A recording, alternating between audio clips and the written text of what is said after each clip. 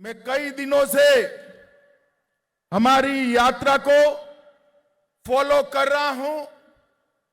मैंने अभी पंडित संजय कुमार जी का भाषण सुना। मुझे लगा कि मुझे आने की कोई जरूरत नहीं है। केसीआर को हटाने के लिए संजय कुमार अकेला काफी है। भाइयों बहनों, ये यात्रा एक पार्टी को निकाल कर दूसरी पार्टी को बिठाने की यात्रा नहीं है। ये यात्रा किसी को मुख्यमंत्री बनाने की यात्रा नहीं है। ये यात्रा कोई राज्य के अंदर भारतीय जनता पार्टी की सरकार बनाने की यात्रा नहीं है। ये जो यात्रा है, ये तेलंगाना के दलित, आदिवासी, पिछड़ा वर्ग के लोग, किसान, महिला और युवा के कल्याण की यात्रा है। ये यात्रा हैदराबाद के निजाम को बदलने की यात्रा है। आप समझ रहे हैं ना मैं क्या कह रहा हूं? तेलंगाना में निजाम बदलना है या नहीं बदलना है? जोर से बोलिए, बदलना है या नहीं बदलना है? ये यात्रा उनको श्रद्धांजलि की यात्रा है जिन्होंने रजाकारों से अपने तेलंगाना राष्ट्र को मुक्त कराकर भारत मां के आंचल में लाने का काम किया था। ये यात्रा उनके खिलाफ है जो आज भी रजाकारों के प्रतिनिधि की गोदी में बैठे हैं, उनके खिलाफ। ये यात्रा उस मानसिकता के खिलाफ है जो परिवारवाद को चलाती है। मेरे बाद मेरा बेटा, बेटा न बने तो बेटी, ये बात लोकतंत्र के अंदर जो प्रस्तावित करना चाहते हैं, इसके खिलाफ ये यात्रा है।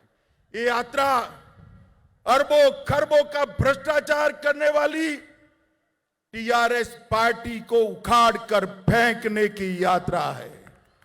ये यात्रा दलितों और आदिवासियों के साथ वादा खिलाफी करने वाली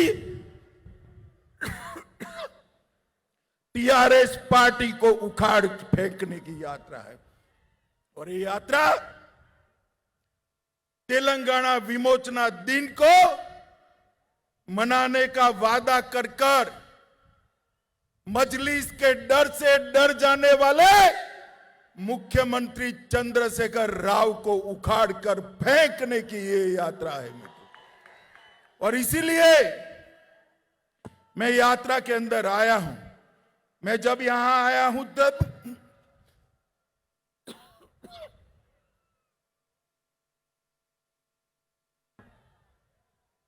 पूरे देश की ओर से, पूरे तेलंगाना राष्ट्र की ओर से हमारे प्रथम गृह मंत्री सरदार वल्लभ भाई पटेल को प्रणाम कर श्रद्धांजलि देना चाहता हूं, जिनके कारण आज ये राज्य, ये राष्ट्र भारत मां का अंग है। आज मैं स्वामी रामानंद तीर्थ, पंडित नरेंद्र, सुरावरम प्रताप रेड्डी, श्री दशरथी रंगाचार्य और पीवी नरसिम्हा राव को भी श्रद्धांजलि देना चाहता हूं। मित्रों, ये यात्रा में धूम धकती धूप के अंदर 45 डिग्री टेम्परेचर के अंदर लगभग 760 किलोमीटर पैदल चलकर हमारे प्रदेश अध्यक्ष ने तेलंगाना की पग पग भूमि को पैर से नापने का काम किया है। और जब ये समाप्त होगी तब 2500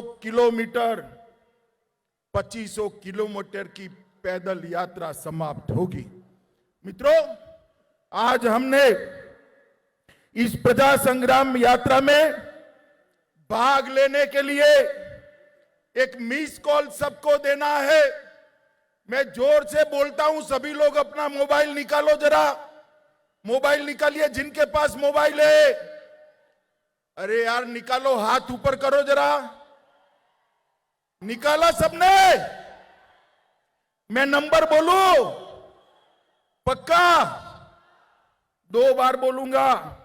6, 3, 5, 9, 1, 1, 9, 1, 1, 9। अब दबाइए बटन। हो गया मिस कॉल। बंडी संजय कुमार को आपका समर्थन मिला है मित्रों, और ये लाखों लाखों जो मिस कॉल मिलते हैं वो हमारा हौसला बढ़ाते हैं।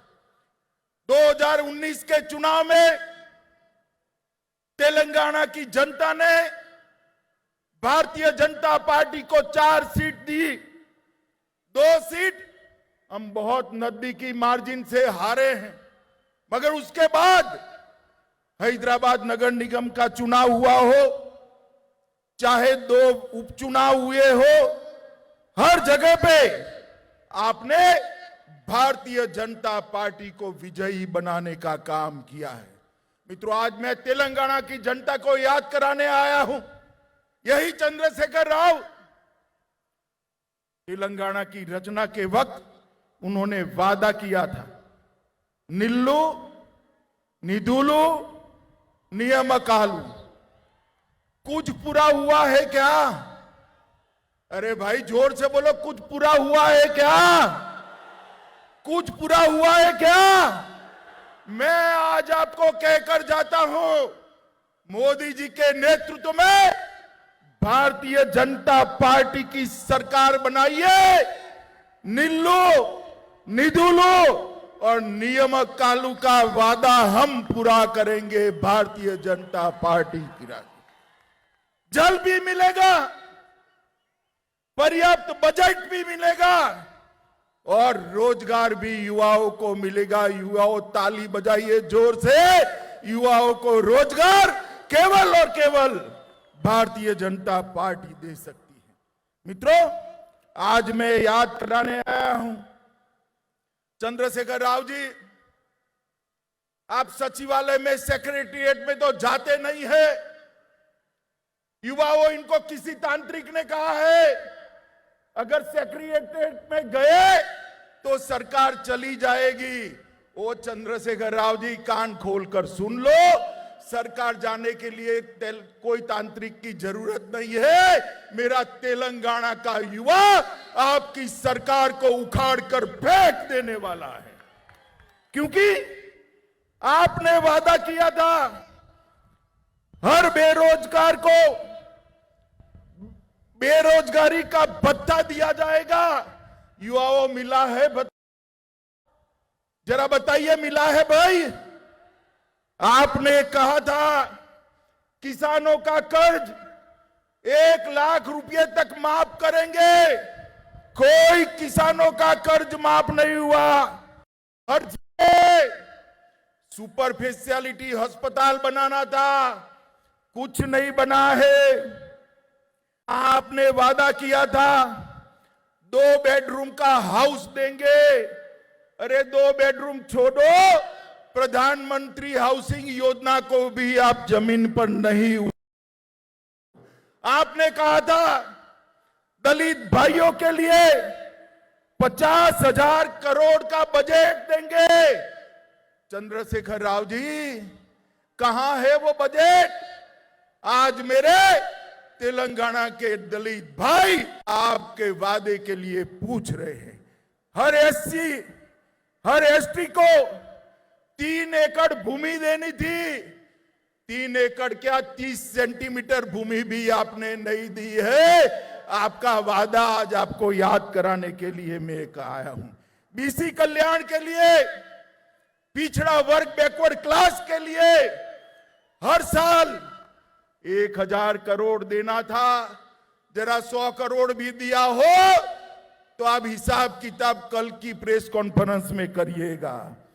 शिक्षकों की भर्ती, प्राध्यापकों की भर्ती आप शायद भूल ही गए हैं। हैदराबाद में 4 सुपर स्पेशलिटी अस्पताल बनाना था, वो भी नहीं बने, उल्टा उस्मानिया और गांधी अस्पताल की हालत आपने खस्ता हालत कर दी। आपने कहा था 73वें संशोधन को लागू कर पंच सरपंच को अधिकार देंगे, मगर आपको लगता है कि पंच सरपंच का मतलब बेटा और बेटी होता है। आपने आपके बेटे और बेटी को अधिकार दिया, पंच सरपंच को अधिकार देने से आप भूल गए हैं। मित्रों, इस तरह से वो एक भी वादा पूरा नहीं कर पाए। मैंने मेरे जीवन में 13 साल का था तब से सार्वजनिक जीवन में हूं, 57 साल हो गए। मेरे जीवन में इतनी निकम्मी और भ्रष्टाचारी सरकार मैंने मेरे जीवन में नहीं देखी है। मित्रों, ये निकम्मी और भ्रष्टाचारी सरकार है।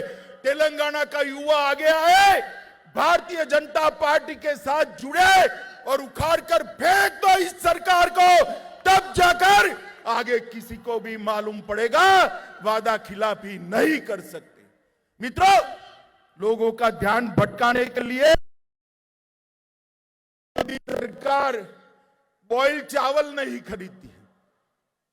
चंद्रशेखर राव जी, पूरी दुनिया को आप उल्टा पुल्टा समझा लोगे क्या?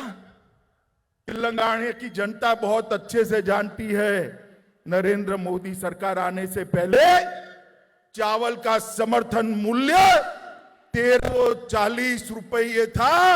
इसको बढ़ाकर मोदी सरकार ने 1940 रुपया किया है और 11 करोड़ छोटे किसानों को हर साल 1000 रुपया दिया है। बॉइल्ड चावल का जहां तक सवाल है, मैं आपको नियम समझाने आया हूं। आप भारत सरकार को दोषी मत बनाइए। चाहे बाजरा हो, जुवार हो, का हो, रागी हो, गेहूं और चावल के अलावे जितने पेरेफेरियल क्रॉप है वो राज्य सरकारें खरीदती। बॉइल्ड चावल को खरीदने की जिम्मेदारी भी आपकी है और आपको ऐसे नहीं बनता है। इस्तीफा दे दीजिए। भारतीय जनता पार्टी की सरकार बनेगी तब 1-1 किलो बॉइल्ड चावल हम किसानों का हमारी राज्य सरकार खरीदेगी। आप खरीदना नहीं चाहते हो और आरोप मोदी जी पर डालते हो। मोदी जी ने अनेक काम तेलंगाना के लिए किए हैं। मित्रों, ये सरकार मोदी जी की योजनाओं के नाम बदलने के अलावे कुछ नहीं करती। मोदी जी ने समग्र शिक्षा अभियान करा। उन्होंने वही योजना को मोदी जी के ही पैसे से मना उरू मना बड़ी कर आज उसका चेहरा बदलकर अपना फोटो चिपका कर, अपने बेटे का फोटो चिपका कर तेलंगाना के लोगों के सामने रखा है। क्या तेलंगाना के लोग नहीं जानते? वो जानते हैं। ये पैसा नरेंद्र मोदी जी ने भेजा है। 18,000 करोड़ रुपया नरेंद्र मोदी सरकार ने मनरेगा के लिए भेजा। आपने उसको हरित हरम कार्यक्रम का नाम देकर आपकी और आपके बेटे की फोटो चिपका दी। तेलंगाना की जनता नहीं जानती है ये हरित हरम कार्यक्रम आपका नहीं है। ये हरित हरम कार्यक्रम हमारे नेता और देश के प्रधानमंत्री नरेंद्र मोदी का है। मित्रों, प्रधानमंत्री आवास योजना, उसका भी नाम बदला। नाम बदलकर मकान तो दे दे, मकान भी नहीं दे पाए। मित्रों, आज मैं एक बात बड़ी संवेदनशीलता के साथ कहने आया।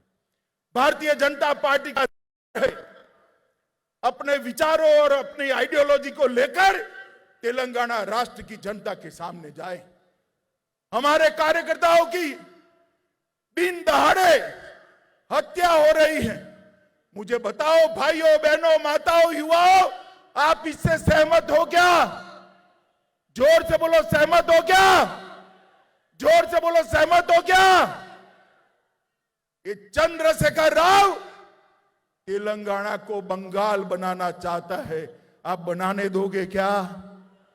बनाने दोगे क्या? बनाने दोगे क्या?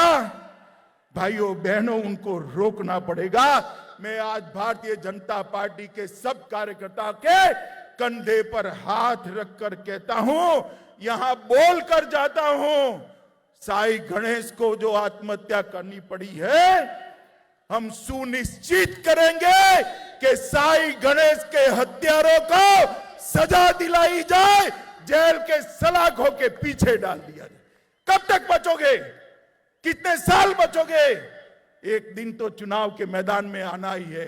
और चंद्रशेखर राव जी, मैं आज कहकर जाता हूं, हर रोज 5 स्टार फार्म हाउस में बैठकर योजना आते हो कि चुनाव जल्दी करा देंगे, जल्दी करा देंगे। अरे जल्दी क्या, कल करा दो। भारतीय जनता पार्टी तैयार बैठी है।